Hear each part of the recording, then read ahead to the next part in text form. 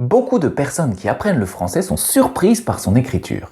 En effet, le français a la particularité d'utiliser de nombreuses combinaisons de lettres pour former un même son. Regardez par exemple les mots suivants. Lettre, apparaître, lait, arrêt, neige, manège. Pour le seul son « est », vous voyez ici 6 écritures possibles.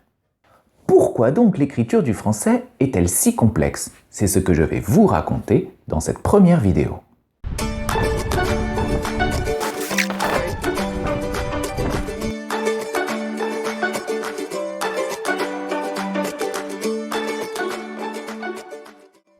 Bienvenue à vous sur la chaîne d'Expatlangue. Moi c'est Jean-Baptiste et je suis professeur de français. Pour comprendre les raisons de la complexité de l'écriture du français, nous allons séparer le sujet en 2 vidéos. Dans cette première vidéo, nous allons nous intéresser à l'évolution du français à partir de sa langue d'origine, le latin. Le français appartient à la grande famille des langues romanes.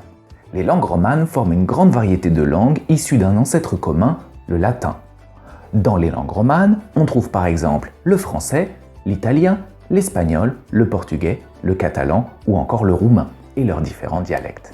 Même si le français et le latin ont des caractéristiques communes, ce sont des langues bien distinctes.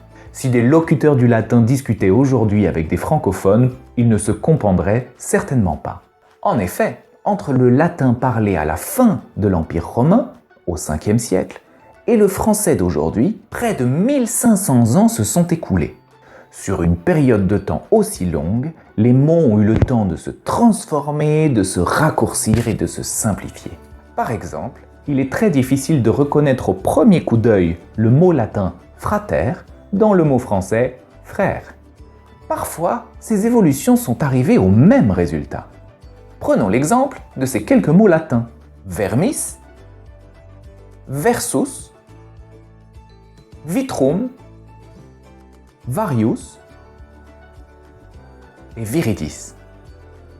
Voici maintenant l'équivalent français de ces mots. Prononçons-les les uns à la suite des autres. Vert, vert, vert, vert et vert. Vous entendez? Par son histoire, chacun de ces mots est arrivé à la même transformation phonétique. Et en conséquence, le français a développé une grande quantité d'homophones. Et les homophones, ce sont des mots qui ont la même prononciation, mais qui n'ont pas obligatoirement la même signification. Il y a donc beaucoup d'homophones en français.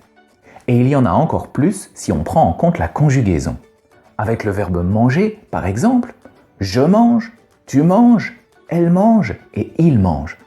Dans ces 4 cas, même si l'écriture du mot « mange » est différente, la prononciation est exactement identique. Avec tous ces homophones, vous pouvez imaginer que les problèmes de compréhension étaient nombreux à l'écrit et il a fallu trouver des stratégies pour faciliter la lecture. Et on a donc utilisé la diversité des écritures pour faire la distinction entre le sens des mots. Une petite parenthèse. Vous connaissez certainement l'histoire de Cendrillon et de sa pantoufle de verre. À ce sujet, il existe une longue bataille historique qui oppose différents linguistes. Cendrillon portait-elle des pantoufles de verre ou des pantoufles de verre, c'est-à-dire recouvertes de la fourrure de ce petit animal? Des pantoufles de verre n'existent évidemment pas, mais donnent une touche fantastique à l'histoire de Cendrillon. Tandis que des pantoufles de verre sont beaucoup plus probables, mais beaucoup moins originales. Alors, pantoufles de verre ou pantoufles de verre, à vous d'en décider dans les commentaires. Vous connaissez maintenant l'une des raisons pour lesquelles le français utilise autant de combinaisons de lettres pour écrire ces mots. Mais ceci n'est que la première partie de l'histoire. Je vous retrouve la semaine prochaine pour la suite, et d'ici là, salut à tous et bonne chance avec le français les busy learners.